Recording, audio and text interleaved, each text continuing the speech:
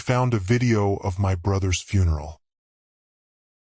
I still remember the day my brother died, drowned in the lake down the street from our house.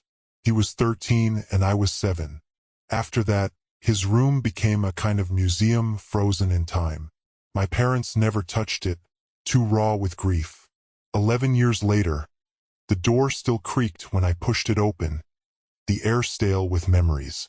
I was packing for college, and I thought I'd grab a few hoodies, maybe a keepsake or two, to hold on to when I got homesick. As I rummaged through his dresser, I stumbled upon a stack of DVDs labeled 1, 2, and 3. The only DVD player in the house was still hooked up to his old TV, a relic of the past.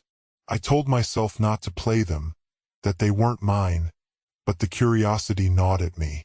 I put the DVDs back, but the thought of them lingered, a nagging presence in the back of my mind. Tonight, they started calling to me, a physical pull in my chest that I couldn't ignore. I crept back into his room, locked the door, and inserted the first DVD. The video started with static, then cleared to reveal a warped, muddy picture. It could be our living room, but the furniture looked wrong, shifting every time the frame jittered.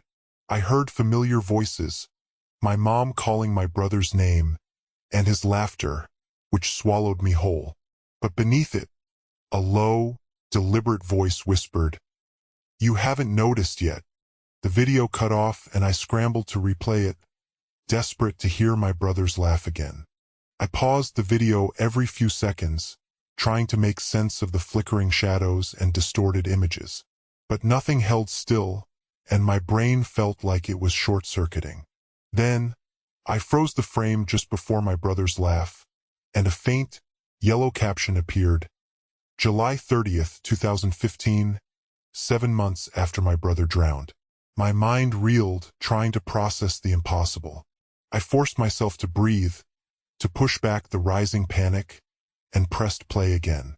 The voice returned, closer, wet against the microphone, broken and cutting in and out like static. "You noticed." I ripped the DVD out of the player, my hands shaking, and threw it across the room. I bolted back to my room, dove under the covers, and tried to calm my racing heart. But the other DVDs seemed to be pulling at me, like they weren't finished, like I owed them something. I couldn't sleep, the darkness outside pressing in, the rain starting to fall. The bathroom faucet's steady drip sounded like footsteps, and I was trapped in a living nightmare. The footsteps are now coming from my room. Follow for more such stories. Like and subscribe.